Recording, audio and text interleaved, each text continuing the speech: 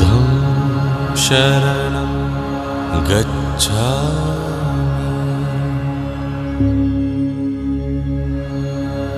धम्मं शरणं गच्छामि संघं शरणं गच्छामि।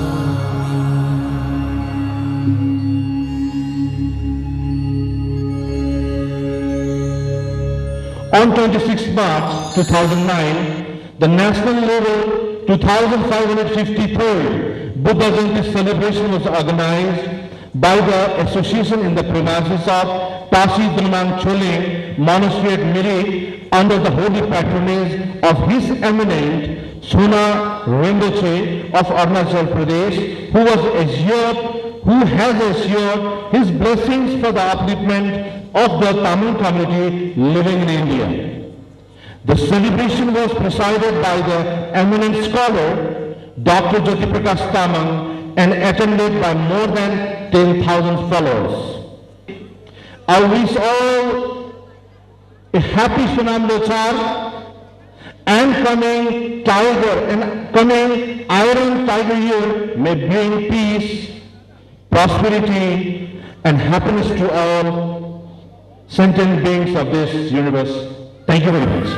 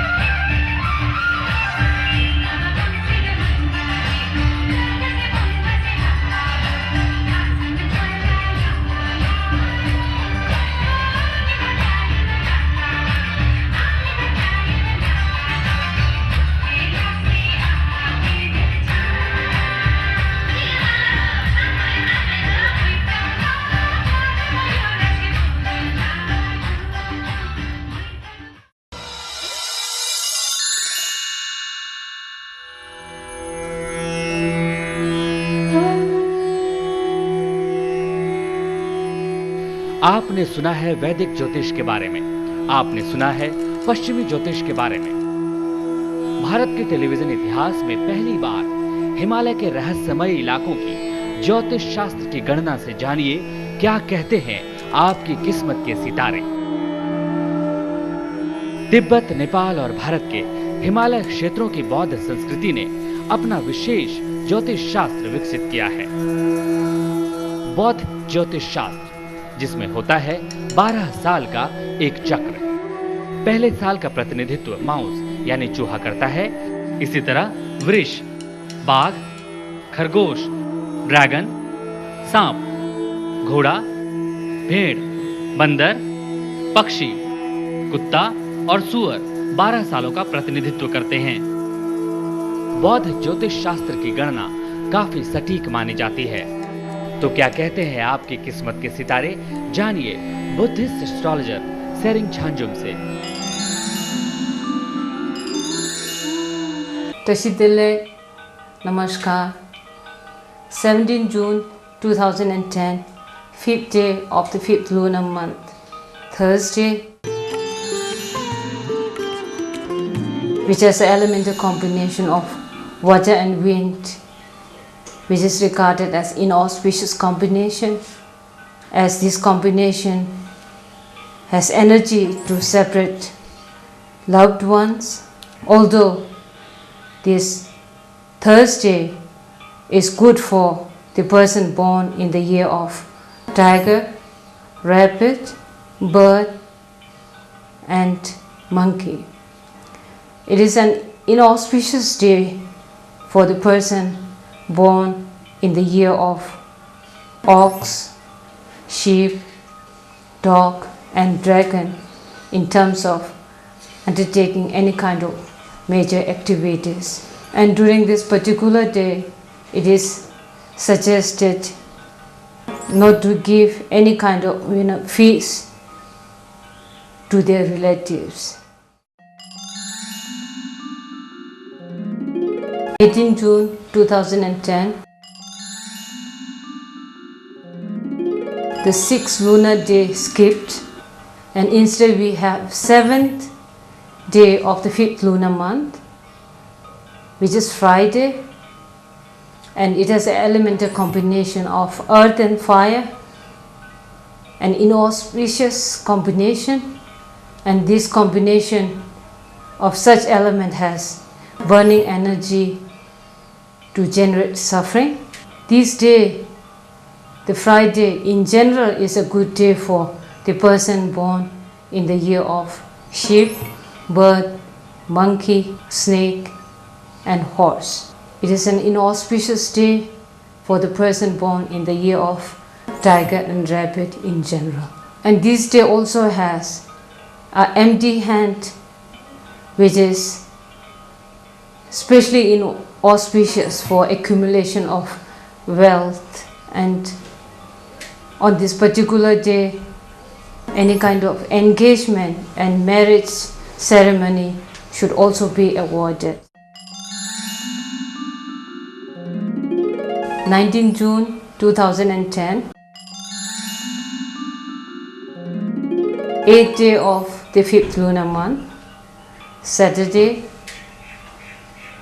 which has an elemental combination of earth and fire, regarded as an inauspicious combination, and this combination of such element has burning energy to generate suffering. Although in general this day is considered a favorable day for the person born in the year of ox, tiger, and rabbit. This day, of course, is unfavorable for the person born in the year of pig and mouse in general. This day has effect which is considered as a bad day, so any kind of important activities better be avoided on this particular day. And on this day, any kind of funeral ceremony should strictly be avoided. We will see you tomorrow at the same time.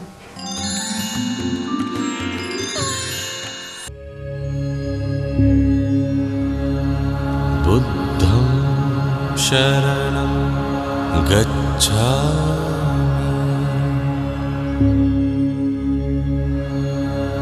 धम्मं शरणं गच्छामि संघं शरणं गच्छामि। हम कुछ भी कार्य करने से पहले हमारा रीति रिवाज है और आवश्यकता भी है कि उसमें बाधाएं ना आए।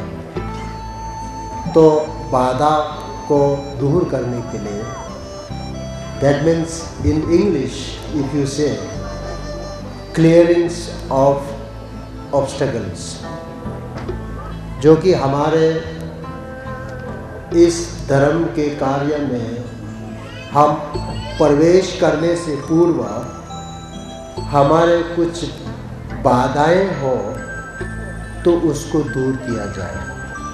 अब उसको दूर करने का एक तरीका हम ऐसे अपनाते हैं कि कौन हमें बाधा डाल सकता है। उसमें हम मानते हैं कि जो कि हम देख नहीं सकते हैं, लेकिन हमारे साथ कहीं न कहीं उसका उपस्थितियाँ हो सकते हैं, जो कि जिसको हम नेगेटिव फोर्सेस भी कहा जा सकता है या इविल स्पिरिट कहा जा सकता है। तो उसके बाधा हमें ना पड़े। अब उसको शांत करने का तरीका भी हम Buddhist way of clearing the obstacle, तो उसमें हम उनको ज़बरदस्ती हमसे दूर होने के लिए हम नहीं कहते हैं। हम उनको उनके इच्छाओं को पूरा करते हुए हम उनको समझाया जाता है कि आप हमारे शुभ कार्यों को दखल ना दें। आपके ज़रूरत मनोकामना या आपके लिए पूरा तसली करते हैं, या आपके लिए जो भी चाहिए खाने का पीने का या कुछ भी आपका ज़रूरत है, इच्छाएं हैं, उसको हम पूर्ण करते हुए, आपको दान करते हुए तोरमा के माध्यम से, तो आप हमें हमारे कार्य को दखल ना दें। ऐसा हमारा करने का एक परंपरा है। तो इसीलिए अभी मैं जो तोरमा के माध्यम से जो गेतुर करेंगे, तो उस समय आप ऐसे सोचना कि हम आज धर्म के कार्य में हम प्रवेश होने वाले हैं, तो उसके लिए जो भी हमारे बाधाएं हैं वो तोरमा के माध्यम से उसको प्रसन्न करके उसको पूरी तरह से उनको इच्छा पूर्ति करते हुए तो वो हमसे दूर हो गई है, ऐसा आपको मानना है।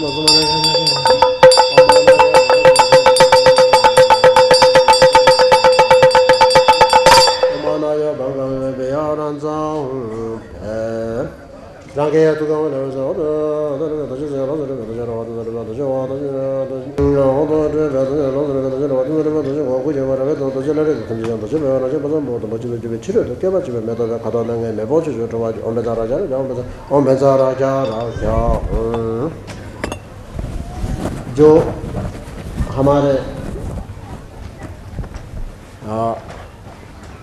आज आयु के लिए अभिषेक करने का कहा गया है, तो आयु का अभिषेक के करने से पूर्व जो क्रियाक्रम है उसमें से एक, जैसे मैंने पहले बताए कि हमारा धर्म कार्य में बाधाएं जो है उसको हमसे दूर करने का क्रिया हो चुका है। अब इसके बाद अब हम आपके आयु के लिए जो अभिषेक प्रदान करने का बात है और आप उसके लिए आशीर्वाद लेने के क्रिया में आगे बढ़ना है, तो उसमें 2 प्रकार के क्रियाक्रम हैं। एक तो आपके द्वारा करने का एक कार्यक्रम और गुरु की तरफ से करने का एक कार्य, 2 कार्य में से अब गुरु को स्वयं क्या कहेंगे, जिस देवता या देवी के माध्यम से आपको अभिषेक किया जाता है उसका विजुअलाइजेशन और तोरमा, इसके साथ में फिर उसी या देवी या देवता तोरमा के रूप में एक सिद्ध करना, जिसके माध्यम से शिष्यों को अभिषेक करने का, ये गुरु की क्रिया है। और आप शिष्यों के क्रियाक्रम में 3 प्रकार के क्रियाक्रम कहा जाता है, उसमें ट्रू छाप मंडल कहा जाता है। तो ट्रू जो है आपको अभी ये पवित्र बुम्पा के जल प्रदान किया जाता है, वो जो है एक सिंबॉलिक तौर पर आपको आप अपने आप को जो भी आपके त्रुटियाँ या आपके नेगेटिव थॉट्स जो भी है उसको क्लियर करने का या उसको दूर करने का एक क्रियाक्रम है।